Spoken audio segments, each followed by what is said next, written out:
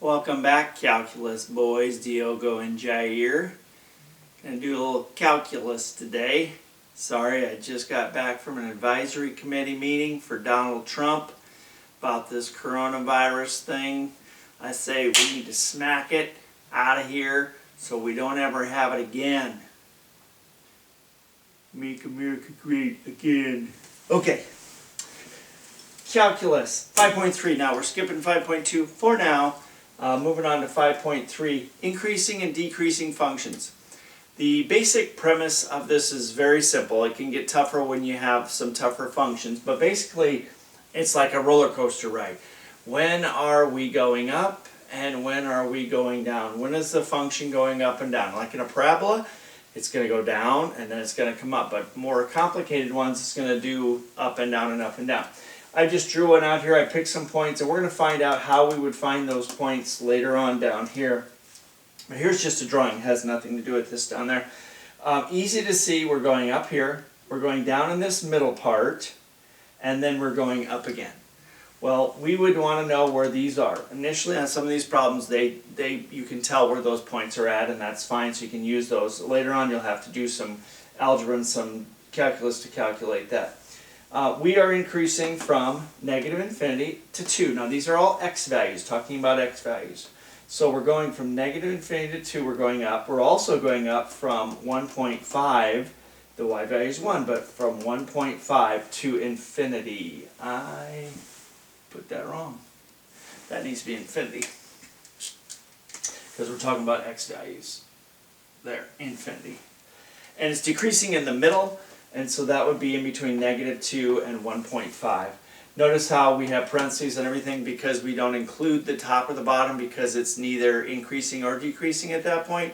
It could be 0 or it could be, trailing off, never coming back up.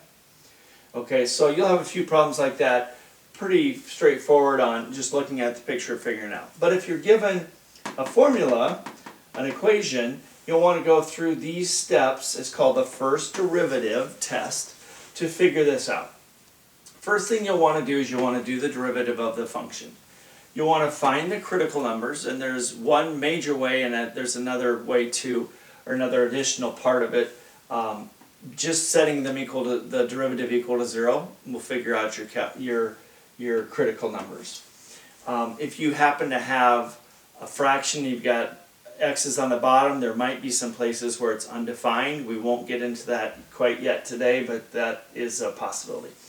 We'll test the derivative. We've done this before with like inequalities. We'll check in here and here and here to see what's going on. We want to see if the derivative is positive or if it's negative.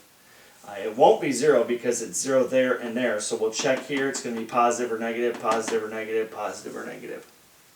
Okay, so let's start off by looking at this here. Here's our function right here, x cubed minus 1.5 or 3 over 2 x squared. Derivative is pretty easy. Remember, we bring the 3 out front, 1 less than that, that's a 2. Bring the 2 out front, that's going to cancel that 2 out, so you're going to have 3x. Well, you want to set this equal to 0. It looks like there's probably going to be 2 critical numbers, unless it would happen to be one repeated one, but there's going to be 2 here. This is a great way to do it. Factor out the 3x and you'll have x left over and negative 1 left over when you factor that 3x out of that. And then you can just look and go, oh, 0 is one of mine and 1 is one of my critical numbers. Critical numbers are 0 and 1. So then I just draw a number line here and I pick numbers in between here. I picked negative 1, I picked 1/2, and then I picked 2. So numbers that are in the gaps. Then you put that in the derivative because you want to see what's going on with the slope. So you would put a negative 1. Where's our derivatives? Right here. You put a negative 1 in here and here. Evidently you get 6. Let's check that out. If you put a negative 1 in here, square it, that's 1. 3 times 1 is 3. Negative 3 times negative 1 is 3. 3 plus 3 is 6. We got a positive number. We are increasing at that point. We'll put our 1/2 in here. And we get, just take my word for it here, we get negative 3/4. That would work out if we put our 1/2 in there and our 1/2 in there. A little easier to do, so I'll do this one here. 2. Put a 2 in there. 2 squared is 4. 3 times 4 is 12. 12 minus 3 times 2, 12 minus 6 is 6. Okay, doesn't really matter what the number is, it matters whether we get a plus or a minus for an answer. So it is decreasing here and is increasing here. And I wrote that down here. So it is decreasing, maybe I should put that right here. It is decreasing in the middle, isn't it? It's decreasing here, it's positive here, and it's positive here. So from negative infinity to 0 is, oops, negative in, did I do that wrong? Negative 1 goes, yeah, negative infinity to 0, and then from 1 to infinity. Negative infinity to 0 and 1 to infinity is where we are. Gosh, really messed this up. That's a 1. That's where we're increasing, we're decreasing in between x values of 0 and 1. I wrote down the critical numbers by mistake. You want to go back and write down, or I wrote down my sample numbers instead of my critical numbers. So that's the first derivative test.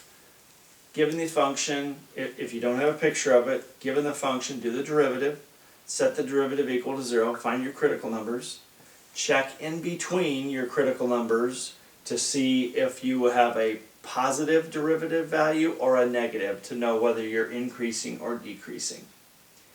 And the assignment for this, I believe, 5.3, 1 through 9. 1 through 9 will be your assignment. Call, text, or email me if you have a problem with that. Good luck. Have a great day. Stay safe. Going to leave you with a couple of jokes here. What did 0 say to the number 8? What did 0 say to the number 8?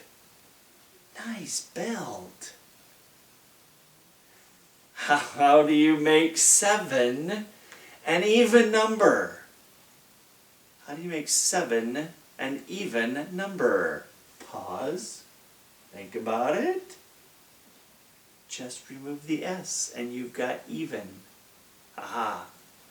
Well, good luck with these and we'll talk to you later. Stay healthy.